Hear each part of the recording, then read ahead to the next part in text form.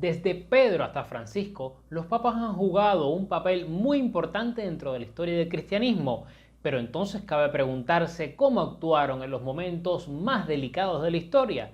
Es por eso que hoy el último romano te invita a conocer a León I Magno, el papa que salvó al imperio. Intro intrare.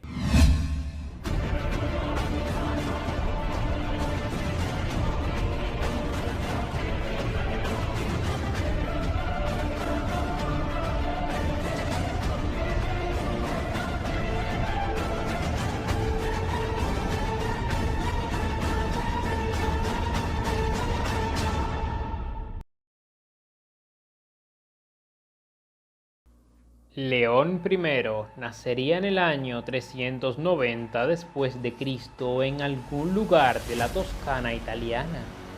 Cuando era pequeño le había tocado vivir un período convulso, puesto que el emperador Teodosio I se había enfrascado en reunificar el imperio romano, conquistando Italia y derrocando al emperador occidental. Tras este hecho, su adolescencia y juventud no serían mejores, ya que en la primera década del siglo V, el limes que separaba al imperio occidental de Germania quedó destruido y decenas de pueblos huidos de la Europa profunda se asentaron en las Galias y más tarde en Hispania y Cartago.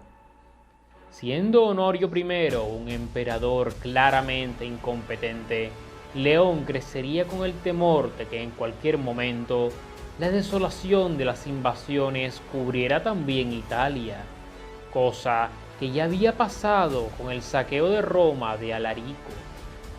Su carrera en la Iglesia daría comienzo bajo Celestino I, pero sería el Papa Sixto III quien aprovecharía sus dotes diplomáticos para enviarlo a la Galia, en una época donde el general romano Flavio Aecio intentaba restaurar el control imperial sobre aquella tierra.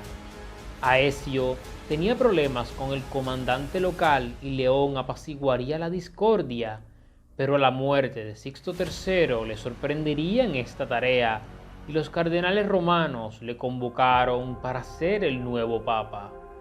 León regresó entonces a Italia y asumiría la púrpura papal el 29 de septiembre de 440, bajo el nombre de León I Magno.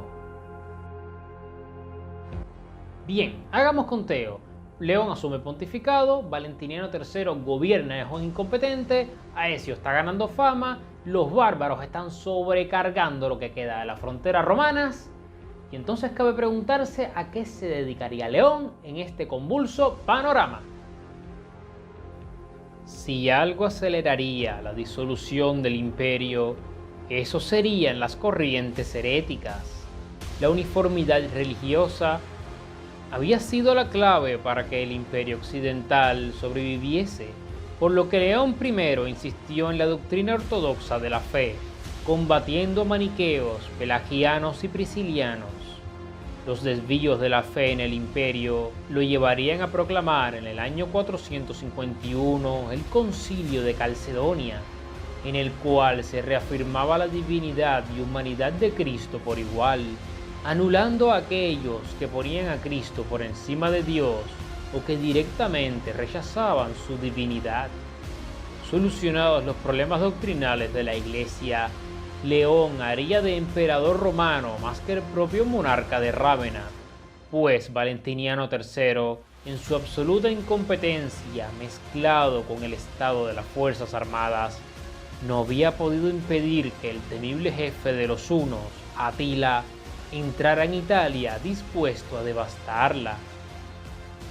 León I haría entonces el milagro que nadie esperaría. Mientras Valentiniano III huía a refugiarse en Roma y el ejército daba por perdida la península, León I tuvo una charla privada con Atila. Nadie sabe cómo, pero el Papa convenció al sanguinario conquistador de retirarse de Italia y ésta pudo ser salvada. Parece muy probable que el sumo pontífice haya hecho reconocer a Atila que sus tropas sufrirían problemas logísticos y le recalcó que ya sufrían de enfermedades. Pero aún así, su capacidad disuasoria es única en toda la antigüedad tardía, argumento que se refuerza si tenemos en cuenta que él, para un pagano como Atila, no significaba nada. 3 años después, León repetiría su hazaña tras el asesinato de Valentiniano III y de su sucesor, Petronio Máximo. En uno de los años más convulsos del imperio, otro jefe bárbaro, Genserico, tomaría Roma para someterla a un brutal saqueo. León se reuniría con el jefe enemigo y aunque no lograría detener el expolio de los tesoros de la ciudad, al menos aseguró algo que tanto sus habitantes como nosotros, los fanáticos de Roma, le agradeceríamos mucho: evitar la masacre de la población y el incendio de la ciudad eterna. 6 años después de este último milagro, León I fallecería y sería enterrado en la Basílica de San Pedro. Vale, tal vez no pudo salvar al imperio, pero por lo menos donde estuvo su persona, miles de vidas fueron salvadas, cosa que hubiesen deseado tener miles de ciudadanos romanos en otras partes del imperio, donde León no pudo estar ahí para protegerlos de los bárbaros que ya estaban invadiendo Occidente. Tendremos muy pronto videos sobre los 3 últimos grandes generales del imperio occidental, esos que le regalaron a Roma décadas de vida en una época en la que ya estaba moribunda. Suscríbete para no perdértelo y esto es todo por ahora, así que les dejo la reflexión en el ending y recuerden que lo importante no es saber historia, sino entenderla bien. ¡Hasta el lunes!